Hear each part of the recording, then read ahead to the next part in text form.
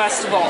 And I know you are very involved with that wine part, but wine really only is a tiny fraction of what you can find here. Earlier you were saying that even though there's sweet drinks, that you're kind of moving to that savory. Can you tell us a little bit more about that beverage trend and how Disney is embracing that and how people can really try it out here at the festival this year? Absolutely.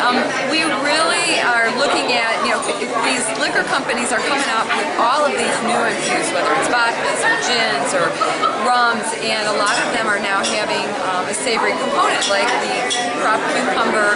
It's an organic vodka, and so this year we thought, how fun would that be over in Greece to also use the yogurt. Bowls has a yogurt flavored spirit, and the two together mixed with some lemon juice, or you can use lemonade as well, and then with some dill, and it makes like this incredible tzatziki martini. And so, that was something that was very new, kind of, how fitting, but in Greece. And so we're seeing more of a trend where people like cocktails, not only that are those sweet, that you see the umbrellas in the drinks, but they're looking for things that are kind of fun, not so sweet, very refreshing, a little bit on the more savory side. Similar to the San Juan Breeze that we have over in Puerto Rico, when you taste it, it's a refreshing fruit, but with grapefruit. And once again, grapefruit kind of has that little bit of bitterness, and then the sweetness, from the other fruit juices, and then also with a little splash of rum if you wanted to do it with a libation. The guests really are enjoying not only, the wines. I mean, we have an incredible lineup of wines, and we still, when you look at the menu mix, wines are a prominent offering. But as more guests are entering into mixology and they're enjoying, cocktails. Cocktails are really, really hot right now. People are, the celebratory cocktail, or, like we were talking about with the savory, and then also, the craft beer. That's another element that everybody's getting into their own kind of craft beers, and they're imparting flavors that they've never had, which are almost becoming very complex, similar to wines.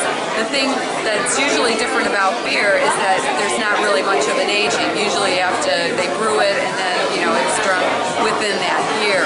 But it's really fun to be able to see what people are looking for, and then what we try to do is make sure that we provide that experience for our guests.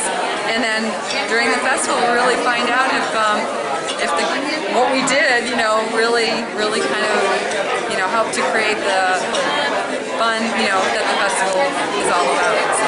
Yeah, it almost sounds like it's a safe environment if, for guests who maybe wanted to. They've seen some unusual drinks that thought, should I try that? It sounds like there's some good pairings and things here where it makes it a little more non-threatening for them to be a little maybe more adventurous than they would be normally too, it sounds like. Absolutely, and guests are always looking for something different, or the one thing here at the festival, it is not committal. You don't have to buy a whole bottle of it.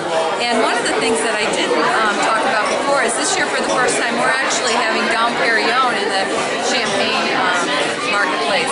And many times guests would want to pay $100 and some for a bottle, but for $30 or a little over $30, to taste this incredible champagne, I wouldn't part with $30 to be able to taste that. So, and it makes it to where you can explore and savor some of those really indulgences without really digging too deep into the pocketbook. Yeah, you don't have to break the bank. And I noticed Chase earlier, you got Chase behind you, and he said that you can apply for a credit card here too. So yes. If you really like it, then you can get a few bottles with your new credit card. But that's excellent. Thank you so much for chatting with us today. Oh, thank you. Thank you for being part of the festival. Thanks for having us.